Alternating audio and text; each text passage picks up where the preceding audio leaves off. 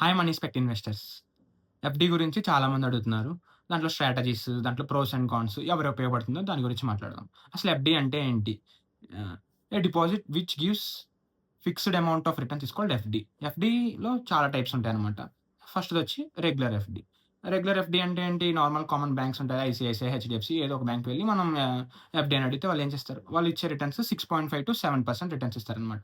అవి ఎలాగా ఒక సర్టెన్ అమౌంట్ ఫిక్స్ అయ్యి ఉంటాం. సర్టెన్ డ్యూరేషన్‌కి ఫిక్స్ అయ్యి ఉంటాం. మధ్యలో తీస్తే పెనాల్టీ కట్టాల్సొచ్చిద్ది. ఇది నార్మల్‌గా అందరికి తెలిసింది.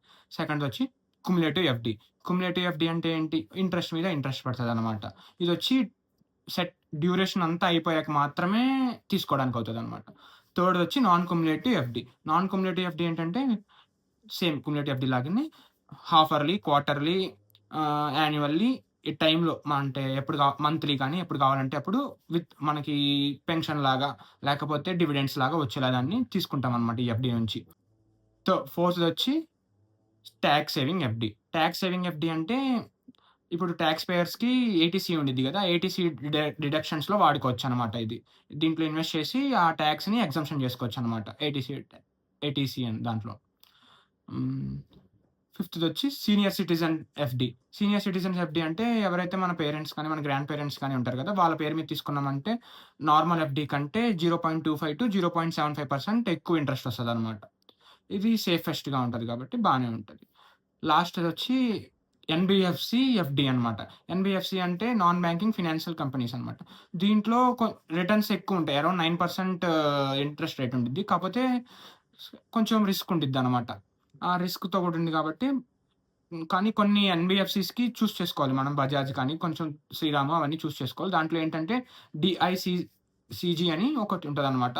ఆ ఇన్స్యూరెన్స్ ఇస్తదనమాట. అప్ టు 5,00,000 వరకు మనకి ఇన్స్యూరెన్స్ ఉండిద్దనమాట. 5,00,000 వరకు ఎక్కడైనా పోతే ఆ బ్యాంక్ ఎత్తేసినా ఏమైనా సరే మనకి 5,00,000 వరకు సేఫ్‌గా ఉంటాయనమాట. ఇవి types of FDs. Pros and cons గురించి మాట్లాడదాం. ప్రోస్ ఏంటంటే సేఫెస్ట్‌గా ఉంటాయి.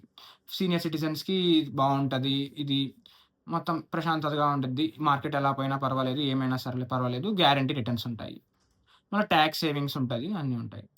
కాన్స్ ఒచ్చి ఆహ్, ఇన్‌ఫ్లేషన్ రేట్‌ని బేర్‌లీ బీట్ చేస్తదనమాట. అరౌండ్ ఇన్‌ఫ్లేషన్ రేట్ ఇండియాలో 6.5% ఉండిద్ది అరౌండ్. ఇది 7% ఇస్తది అన్ని బ్యాంక్స్ నార్మల్‌గా. 7 అంటే ఇంగ సేమ్ అంటే పెద్ద గ్రోత్ ఏముండదు. ఆహ్, మళ్ళీ మధ్యలో ఎప్పుడైనా తీయాలనుకుంటే పెనాల్టీ కట్టాల్సొచ్చిద్ది. ఇది మేజర్ కాన్ అనమాట. మళ్ళీ మీకొచ్చిన ఇంట్రెస్ట్ రేట్స్‌ని మీరు పే ఇంట్రెస్ట్ రేట్స్‌ని టాక్స్ పే చేయాలనమాట. టాక్సబుల్ అనమాట. ఇవి నాట్ టాక్సబుల్ కాదు. మొత్తం టాక్స్ కట్టాలి. దీనికొచ్చిన ఇంట్రెస్ట్ రేట్ మీద టీడీఎస్ అవన్నీ కట్టాలనమాట. తర్వాత స్ట్రాటజీస్ గురించి మాట్లాడదాం. ఎఫ్‌డి స్ట్రాటజీస్ అంటే ఏంటంటే, ఒక సింపుల్ స్ట్రాటజీ చెప్తాను. ఎఫ్‌డి లాడరింగ్ అంటారనమాట. ఎఫ్‌డి లాడరింగ్ అంటే, ఇప్పుడు సపోజ్ మీ దగ్గర 3,00,000 ఉన్నాయి.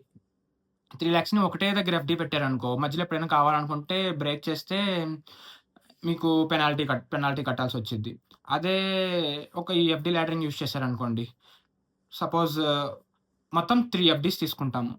ఫస్ట్ ఎఫ్‌డి వచ్చి 1 ఇయర్‌కి, సెకండ్ ఎఫ్‌డి వచ్చి 2 ఇయర్స్‌కి, థర్డ్ ఎఫ్‌డి వచ్చి 3 ఇయర్స్‌కి.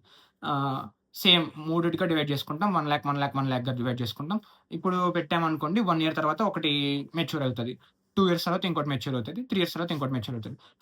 ఫస్ట్ ఫిక్స్డ్ డిపాజిట్ మెచ్యూర్ అవుతది గదా! అది తీసుకెళ్ళి మళ్ళా 3 ఇయర్స్‌కి పెడతామనమాట. సెకండ్ మెచ్యూర్ అవుతది గదా! ఆ సెకండ్ డిపాజిట్‌ని మళ్ళా 3 ఇయర్స్‌కి ఆహ్, ఫిక్స్డ్ డిపాజిట్‌లో పెడతామనమాట.